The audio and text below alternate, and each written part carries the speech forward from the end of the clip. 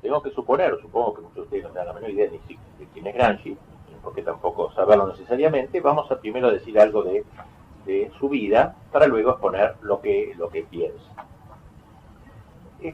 Antonio Gramsci nació en Cerdeña hace un siglo, más de un siglo, 1891, de una familia de clase media, pobre, más bien pobre, de varios hermanos tenía él, 6 hermanos.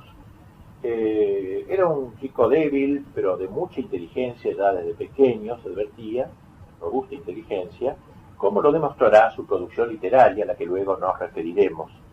Él hace sus estudios ahí en Cerdeña, secundarios, y luego pasa a la Universidad de Turín, donde tuvo ocasión de conocer a Palmiro Togliatti, que fue el gran dirigente del Partido Comunista Italiano después de la Segunda Guerra Mundial. Y al tiempo que está allí estudiando como universitario, joven universitario, se va imbuyendo ya de mentalidad revolucionaria.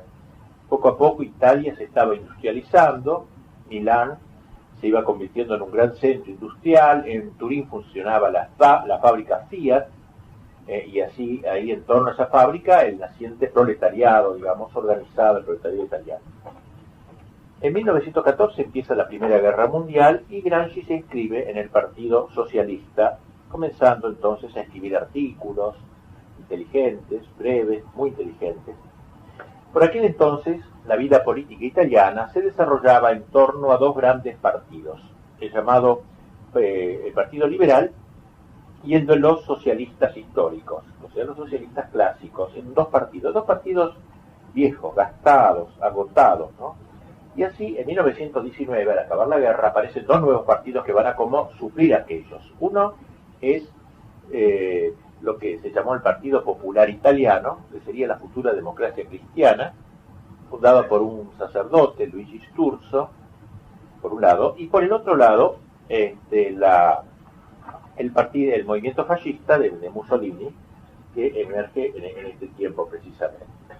Así que estos dos viejos partidos agotados, liberales y socialistas, y estos dos partidos nuevos, el Partido Popular y el fascismo, digamos, van polarizando ahora la vida italiana. Gramsci va perdiendo confianza en el viejo socialismo, como dije, decrépito, y ya que no servía para nada, y comienza con un grupito de socialistas a separarse y a formar un nuevo partido, tercer partido, un partido comunista italiano, que nace en 1921, siendo Gramsci su primer secretario general y el director de una revista, diario, que se llamaba L'Ordine Nuovo, el Nuevo Orden. Mire qué nombre, ¿no? El Nuevo Orden, todo el mundo está en Nuevo Orden, ¿sí? Usted hablaba del Nuevo Orden también en Alemania, o sea, es una palabra muy común. Cualquiera que quiere iniciar algo nuevo llama Nuevo Orden, como para decir punto aparte, ¿no es cierto?, con toda la porquería que estamos viviendo. Bueno, Gramsci entonces es elegido en 1922 como delegado italiano a un congreso internacional en Moscú, de los partidos comunistas mundiales, el Internacional Comunista, y allí va a vivir un año y medio, 2, aprende el ruso y tiene contacto con los grandes dirigentes del comunismo. Es decir, habla con Lenin ya estaba muy enfermo, grave, vamos a decir, pero todavía lúcido. Habla con Stalin, que estaba preparándose para suplirlo a Lenin de manera bastante turbia, lo haría. Y el tercero, Trotsky, que era el comandante, era el que dirigía el ejército rojo, el ejército soviético, que habían reemplazado al ejército del zar. Así que conoció a los tres que hicieron la revolución, digamos, Lenin, Stalin y Trotsky, y que tuvo contacto con las fuentes mismas del partido. Bueno, terminada su estadía ahí, se casa ahí con creo que una comunista alemana, y de la cual le da 2 hijos. Luego vuelve a Italia y se da cuenta que en Italia la cosa está muy seria para él, ¿no? Porque claro, está el fascismo en el poder, el que puede esperar, el fascismo era anticomunista, visceralmente anticomunista, que podía esperar, sino... Pero hay elecciones y él es elegido diputado por el Partido Comunista, de minoría, ¿no? La mayor parte eran fascistas o Partido Popular, pero la inmensa mayoría era fascista. Así que lo tenemos ahora en las cámaras, hablando, diciendo discursos inteligentes, siempre fue capaz, incluso enfrentándose con Mussolini personalmente, que a veces iba a la cámara y al cual admiraba como caudillo político, aunque estaba en desacuerdo con él. Pero la cosa vio que se le ponía brava para él, vio que Mussolini metía adentro varios comunistas por distintos motivos, y entonces despachó a su mujer para Rusia, a los chicos, mandó con ella, y se aprestó a arrostrar el ataque de Modiano. Como efectivamente llegó, fue acusado de incitar a la lucha de clases, a la rebelión y qué sé cuántas cosas, y lo condenaron a la cárcel por varios años en Roma, y ya lo tenemos a nuestro Gramsci, joven, débil, enfermo, no era muy sano, en la cárcel, en una cárcel. Y ahí, estando en la cárcel aburridísimo, pide a los carceleros que le traigan diarios, revistas, para leer algo, claro. Es más bien un intelectual, le gusta leer. Le traen diarios, revistas más bien católicos, le traen el Chivita Católico, otros diarios, no los que a lo mejor le interesarían más.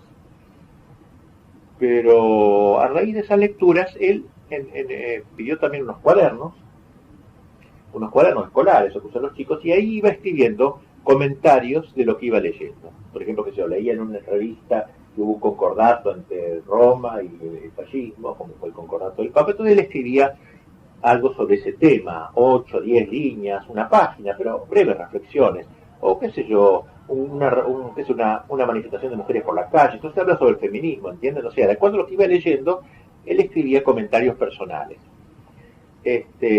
desordenados, tal cual iban apareciendo en su lectura. Bueno, pero eran inteligentes los comentarios, no se puede negar. Escribió muchos cuadernos de comentarios. Él, en el año, exactamente no sé decir cuándo, en el año 1937, ¿sí?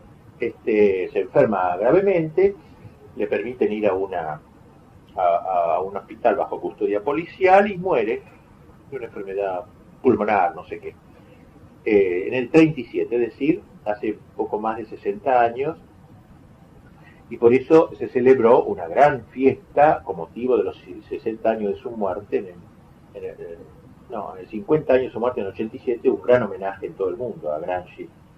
En Buenos Aires también, vino acá a Buenos Aires, vino un compañero de él de la Cámara, viejísimo, ya 90 años, ¿no?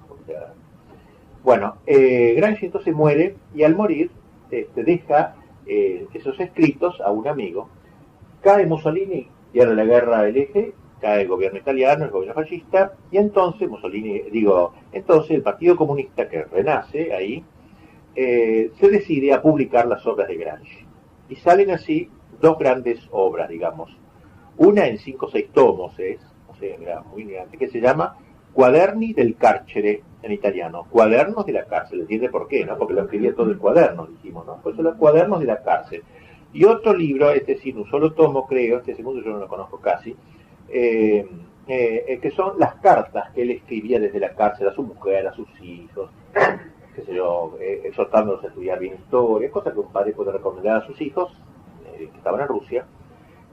Y este libro se llama Lettere del Carcere, o sea, cartas desde la cárcel. Estas son las únicas obras de él. Como ven, no es un escritor explícito que haya escrito un libro. El libro salió de todos sus apuntes, que fueron publicados así.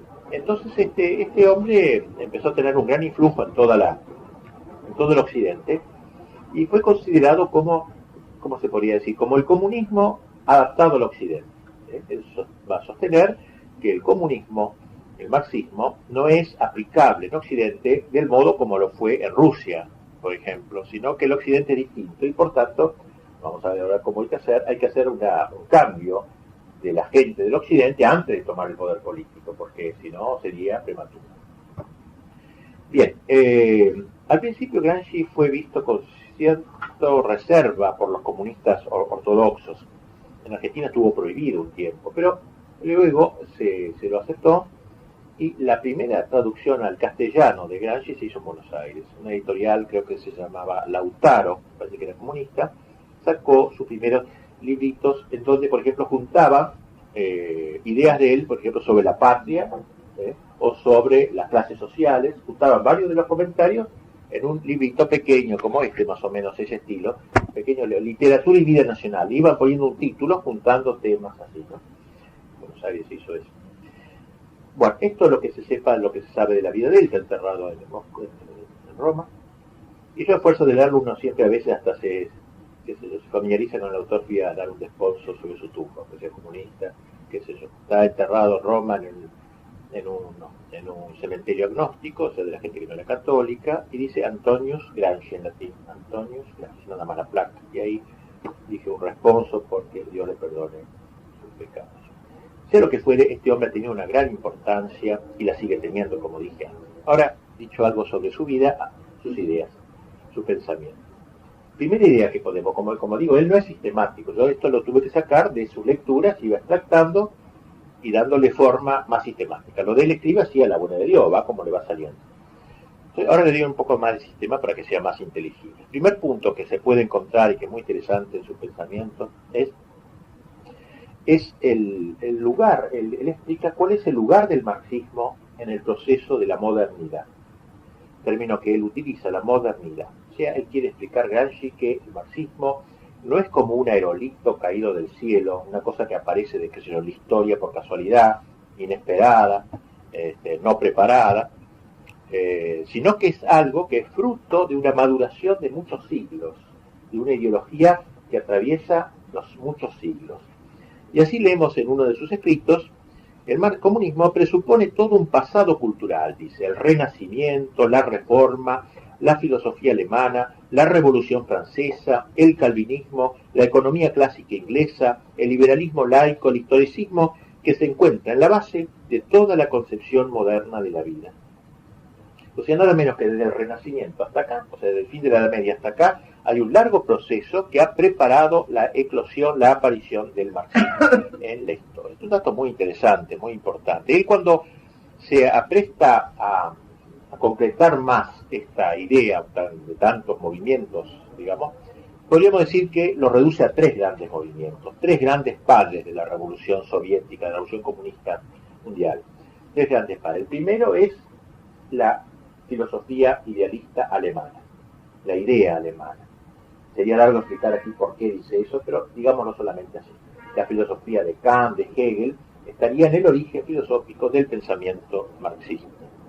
Segunda fuente, segundo padre del marxismo es la política francesa, la política de la Revolución Francesa. La Revolución Francesa entonces es también como padre del marxismo, y la literatura y la política francesa. Y tercer padre, si se quiere hablar así, del marxismo, la economía liberal inglesa. O sea, Alemania da la idea, la filosofía, Francia da la política, Inglaterra da la economía. Así resumiendo mucho, ¿no? Entonces, si quisiéramos decirlo todavía más gráficamente, lo principal es la idea alemana, que tiene dos brazos, el brazo político francés y el brazo económico inglés. Bueno, esto, como digo, es una idea muy brillante de Gramsci, muy importante, que a veces en el occidente lo han afirmado también autores tradicionalistas, como entre nosotros el padre Mendiel habla casi para igual a Gramsci de esta materia. O sea, los padres del comunismo son toda la gran revolución anticristiana de los últimos siglos, ¿no? O sea, en eso coincide plenamente, aunque él lo dice elogiosamente y nosotros lo decimos con tristeza, pero la idea es la misma. Ustedes quizás se extrañen de oír esto, por ejemplo, de oír que la Revolución Francesa sea la madre del marxismo, pero ellos no se extrañarían, los comunistas. Engels decía nuestra madre la Revolución Francesa. La Revolución Francesa fue la que liberó, entre comillas, a los hombres de las relaciones, digamos, con la revelación, con todo eso, y eso era bueno para el comunismo, era un preparativo para el comunismo. Y por eso cuando en 1989 se celebró el segundo centenario de la Revolución Francesa, el ejército más gallardo que desfiló bajo el Arco de Triunfo de París fue el ejército soviético, saludando a su madre, la Revolución Francesa. Y claro, mucha gente tonta cree que la Revolución Francesa es liberal, libre, la libertad, y el comunismo es la dictadura, el totalitarismo, que nada que ver. No, son dos hijos de un mismo padre, digamos, o algo así, dos hermanos, son hermanos, por los motivos que vemos después. Y la economía inglesa, usted dirá, ¿qué tiene que ver la economía liberal inglesa? ¿Qué tiene que ver la economía? Bueno, sí, porque la economía liberal inglesa también, en cierta manera, fue preparando el hombre de esta tierra, el hombre del lucro, el hombre de este mundo, también cortando sus tratos con lo celestial, el hombre solamente hombre para la tierra. Y en ese sentido es útil también a la visión soviética, a la cosmovisión soviética. Bien, este sería el primer punto, entonces, el lugar del marxismo en el proceso de la modernidad. ¿Cuál es el lugar? O sea, no es una cosa suelta, sino que es el producto el desemboque de un largo proceso histórico. Segundo aspecto, que lo apretamos claro porque no tenemos tiempo, los presupuestos filosóficos, de lo más difícil a lo más fácil. ¿Qué significa? Él no es un filósofo en el sentido clásico, como podría ser Santo Tomás o Hegel o otro autor. No es un filósofo. Es un hombre inteligente nada más, pero no es un filósofo. Sin embargo, él va a explicar cómo el comunismo tiene como tres basamentos filosóficos.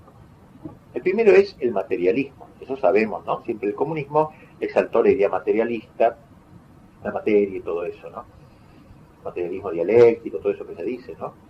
Él enseguida va a aceptar, por supuesto, el marxismo, el marxista, pero con ciertas diferencias medio heréticas para un marxista clásico. Y va a decir que el error del comunismo ha sido aceptar un materialismo demasiado material, para si queríamos usar la palabra. O sea, ver el materialismo simplemente como la exaltación de la materia, digamos, de la mesa, de lo material, de las montañas, de qué sé yo, de lo materia, lo que es la materia. No, dice.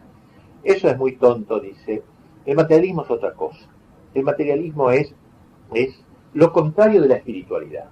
Ese sería el sentido del materialismo comunista. Ser materialista es negar lo espiritual, la espiritualidad. No es exaltar la materia, eso es infantil, chiquilín, dice, no es eso.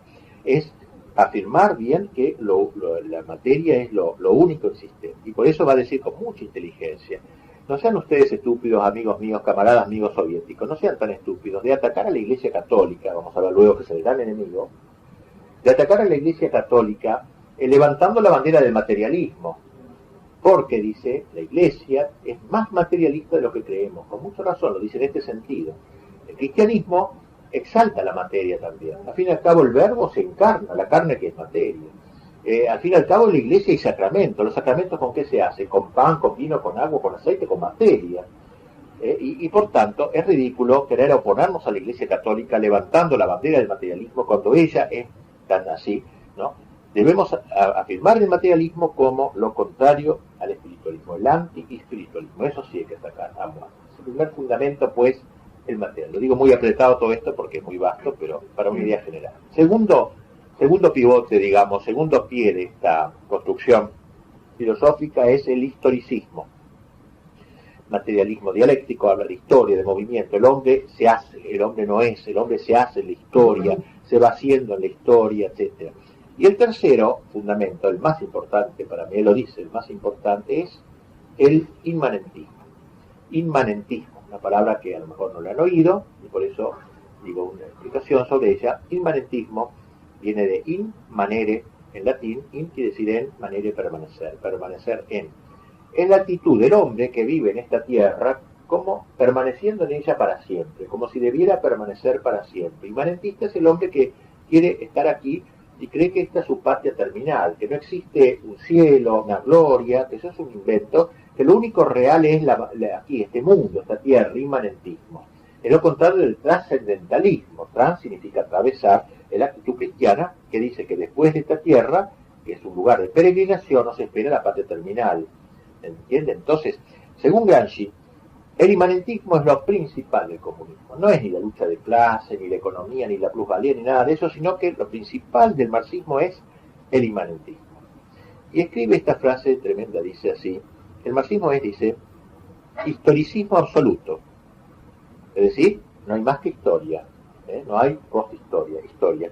La mundanización y terrestridad absoluta del pensamiento. Lo único real es el mundo, lo único real es lo terrestre. Y finalmente un humanismo absoluto en la historia. Absoluto, siempre absoluto, insiste en eso.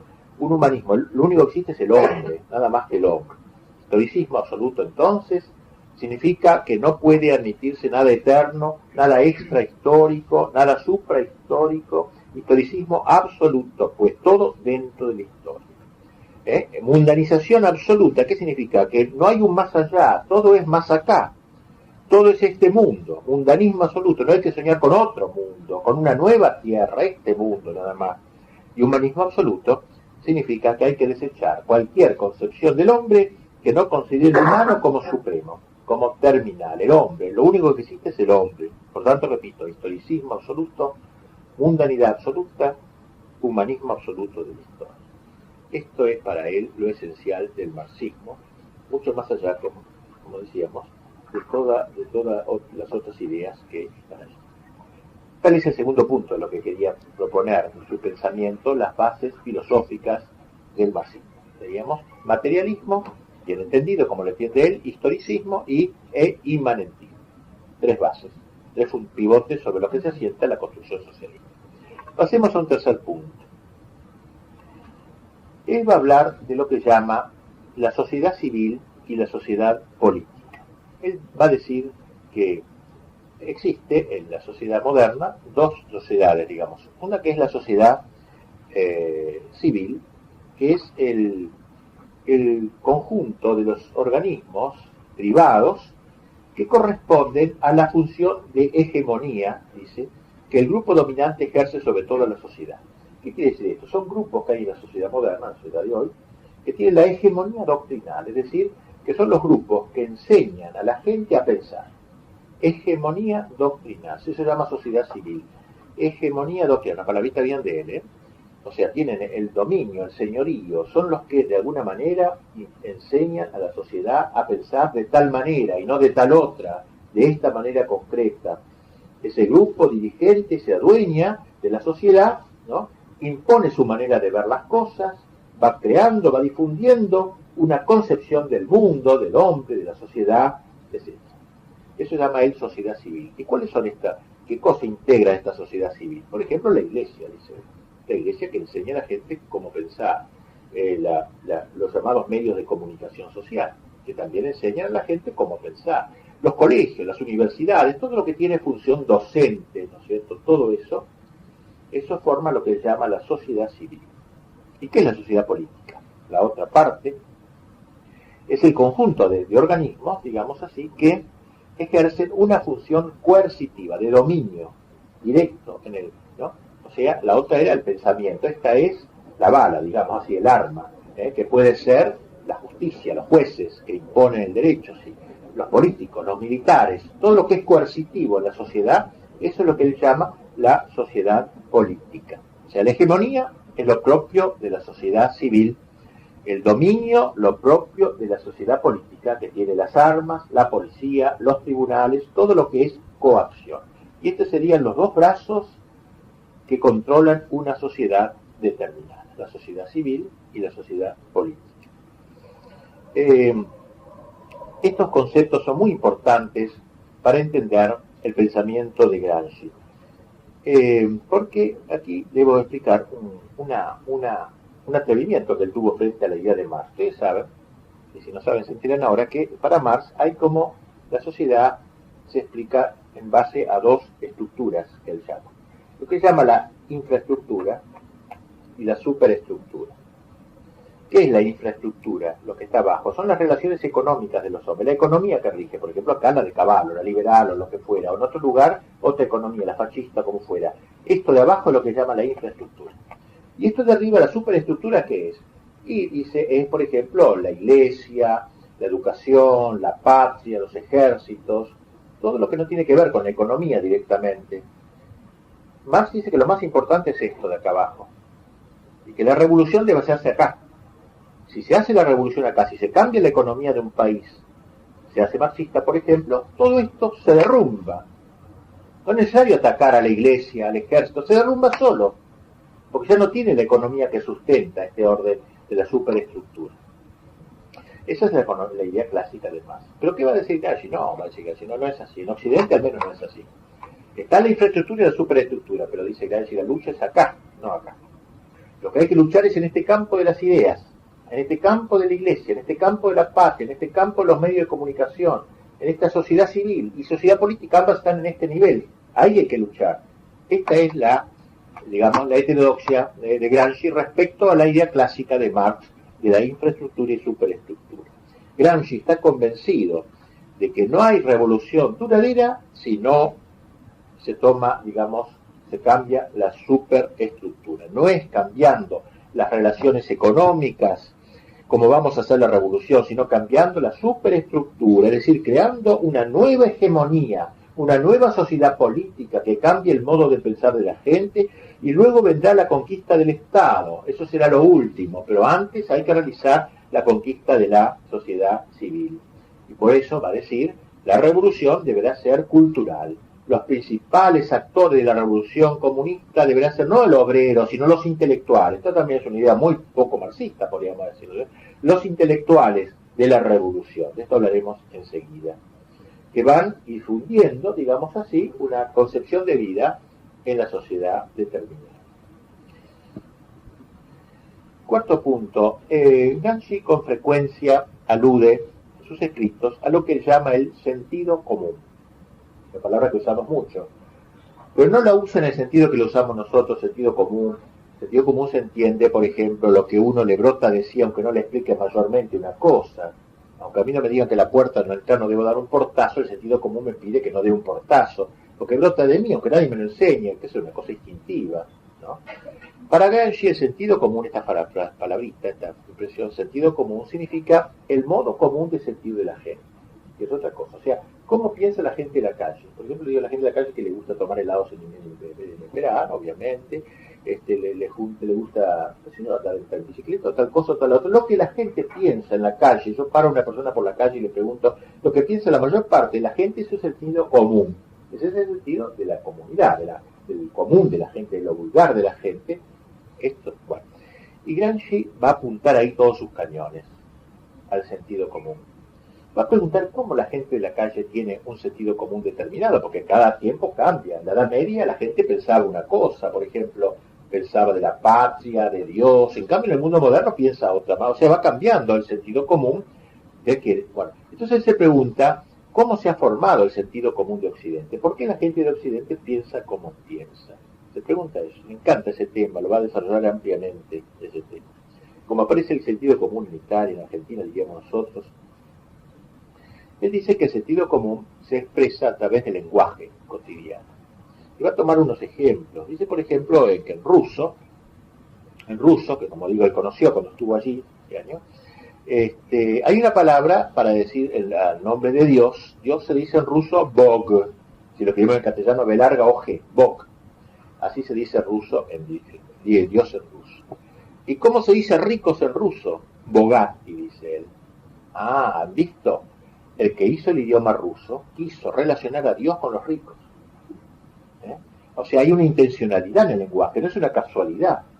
Y en latín a Dios se lo llama Dominus, Señor, porque es como un estanciero Dios, frente a los peones que somos nosotros, la lucha de clase, ¿no es cierto? O sea, el lenguaje se ha creado, dice, en buena parte con una intencionalidad determinada, para que la gente piense de una manera determinada, ¿no?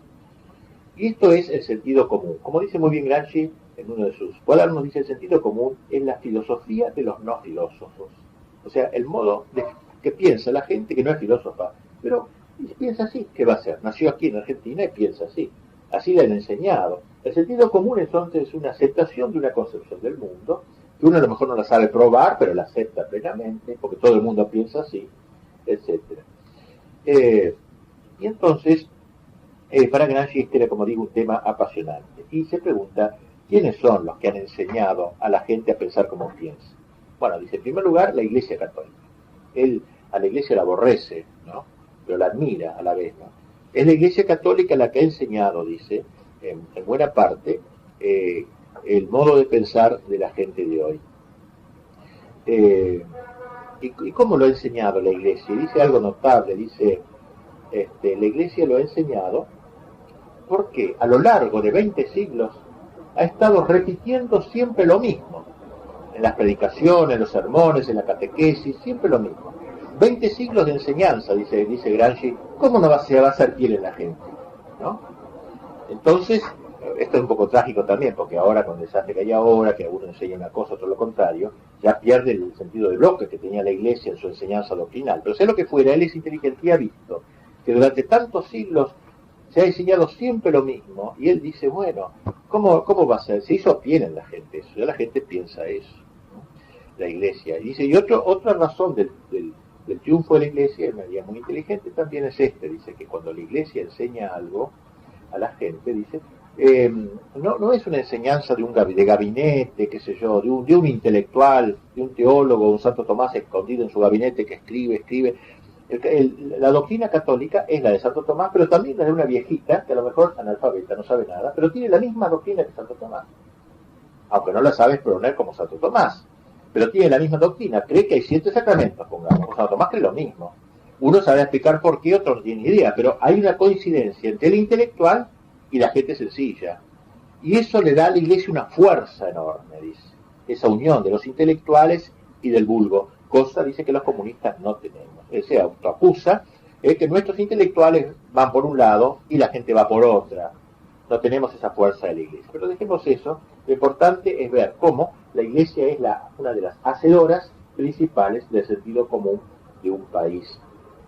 Entonces, esto es lo que ha creado, dice Gramsci, lo que se llama un bloque histórico. O sea, se ha creado un bloque histórico a lo largo de los siglos en que la gente piensa como piensa. De ahí que entonces la importancia de la revolución. ¿Cómo va a ser? Y ahora vamos a explicarlo en la segunda parte. ¿Cómo hay que hacer para cambiar este modo? ¿Cómo hay que hacer para cambiar este modo de pensar, este sentido común de la gente y crear otro sentido común? ¿Cómo hay que dejar que la gente sea trascendentalista, cristiana, y hacerla inmanentista, que viva en la tierra, para la tierra? Y él va a proponer entonces método muy inteligente, satánico diríamos por la inteligencia, muy brillantemente inteligente, para cambiar el occidente y para cambiar a la Iglesia, destruir a la Iglesia, que es, como él dirá, el principal enemigo. Y por eso entonces la importancia, digamos, del intelectual, que es el hombre que está en este combate de las ideas. La guerra se hace en el campo de las ideas, no se hace en el campo, en una fábrica, tomando fábricas y piqueteros, no ese es el método. El método es lucha intelectual, la lucha de dos culturas, la cultura inmanentista y la cultura trascendentalista. Ese es el gran enfrentamiento, esa es la gran idea, ¿no?, que está en Gramsci.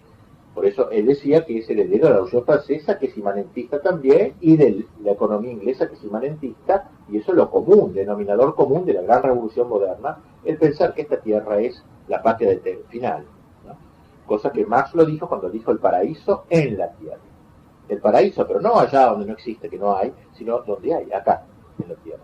Y esa idea del paraíso en la tierra la practica el occidente también, ¿no? Aunque quiera ser anticomunista, buscando el placer, el hedonismo y todo esto, el sexo y todo esto. En el fondo es lo mismo. Por eso decíamos que no hay tal enfrentamiento entre el comunismo y el liberalismo. Hay denominadores comunes. Es una guerra civil en una gran estructura unitaria, ¿eh? Bueno, vamos a hablar de la estrategia para la victoria, luego la segunda parte, si descansan un poquito. Bueno, entonces está este librito, que es donde yo estoy sacando más o menos muy más apretado porque no tengo tiempo aquí de ponerlo todo.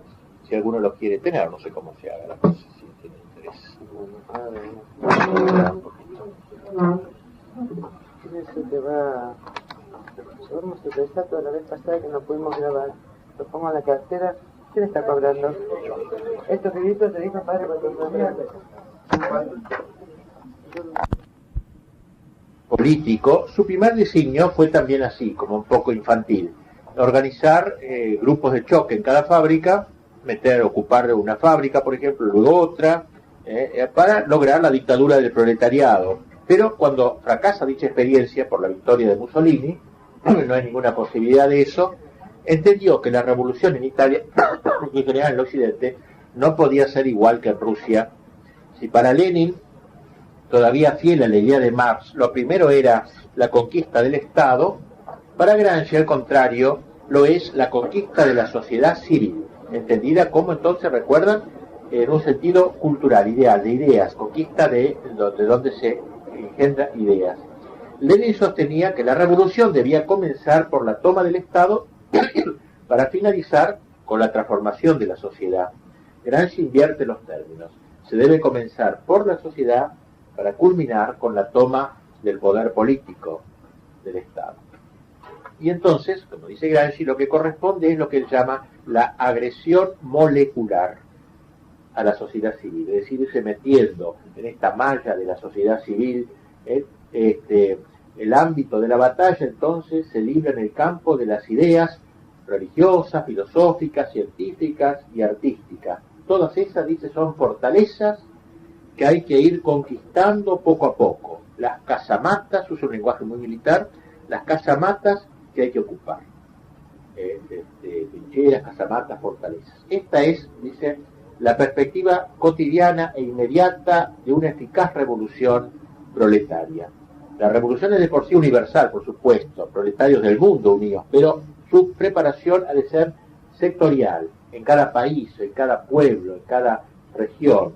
Y por eso, dice Gramsci, habrá que estudiar cuáles son los elementos de la sociedad civil que corresponden a los sistemas de defensa en la guerra de posiciones. Él dice que la guerra no debe ser como esa guerra clásica de movimiento, como el de Waterloo, en un campo de batalla se enfrentan dos ejércitos, sino que esta es una batalla de trincheras, de posiciones.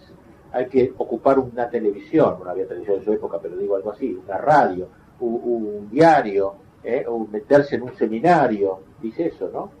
No se trata de tomar, dice, el Palacio de Invierno, que es la Casa de los Ares, como si dijéramos aquí la Casa Rosada, sino las casamatas de la cultura, que separan el Estado del pueblo.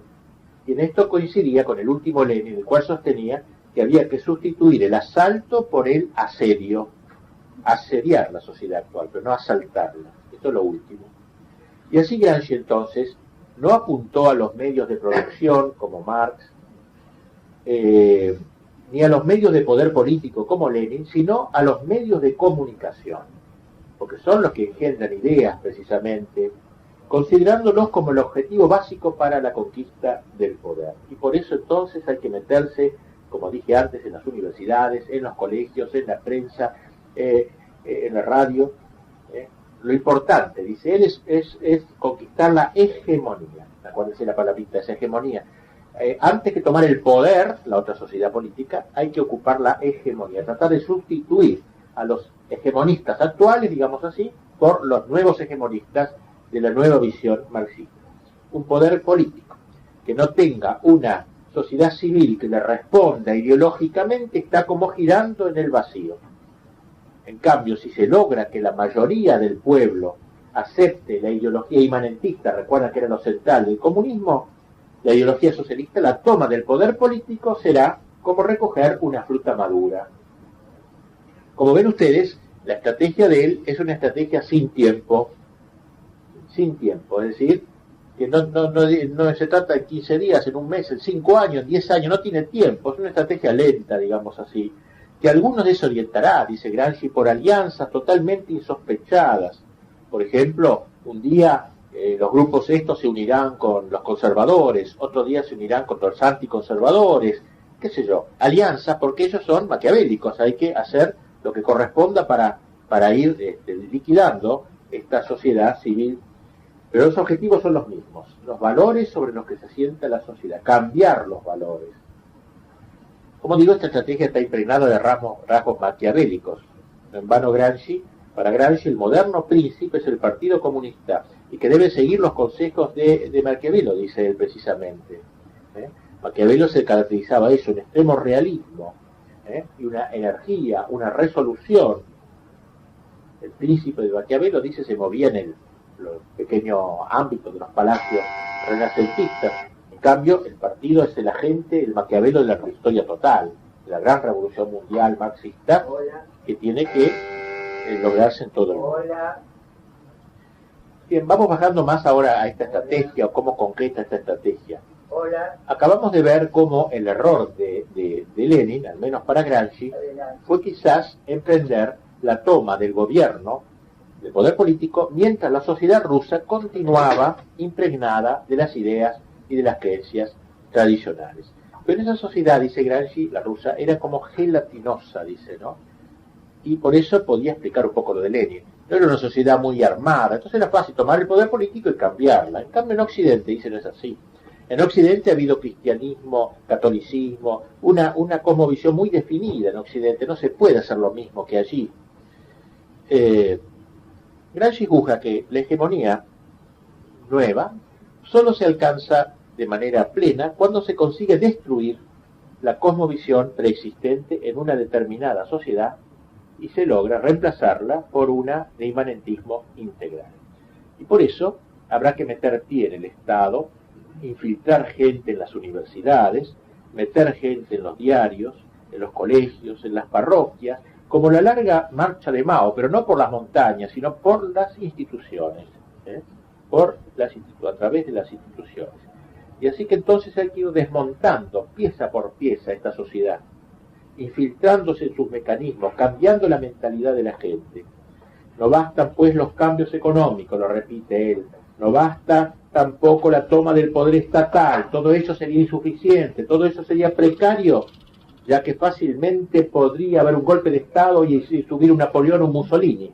Lo que hay que hacer es ese trabajo lento, hay que evitar el caos y hacer ese trabajo lento que no suscite anticuerpos en la sociedad.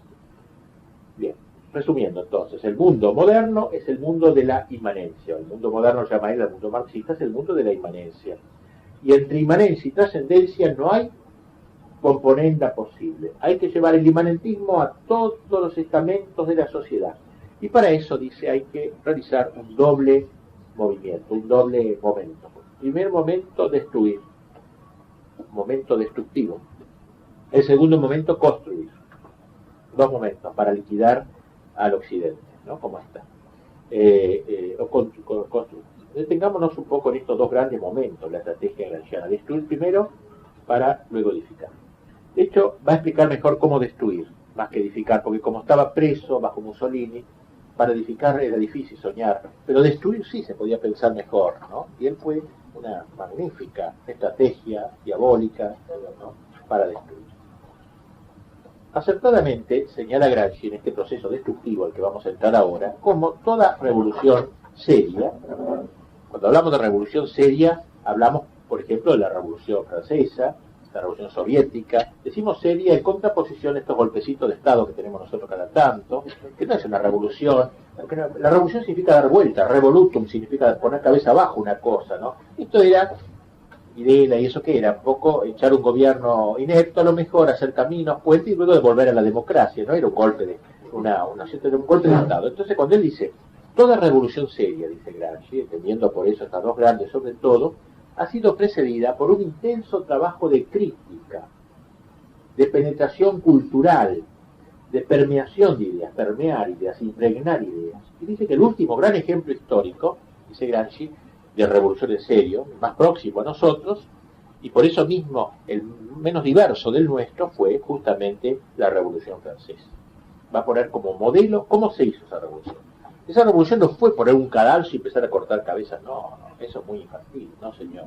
Hubo un periodo cultural anterior a la revolución, de varios, decenas de años, llamado de la Ilustración, y que no fue, dice Gramsci, como lo presentan algunos teóricos baratos, un revoloteo de charlatanes, o como diríamos nosotros, una jabonería de Vieille, donde se juntaban ahí Diderot, Voltaire, Rousseau, no, para tramar algo, sino que fue realmente una obra gigante, ¿no?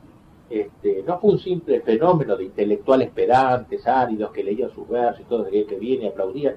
No fue eso, sino que se juntaron en torno a una nueva Biblia, digamos, la enciclopedia, la gran enciclopedia que hizo de Lambert y Diderot sobre todo.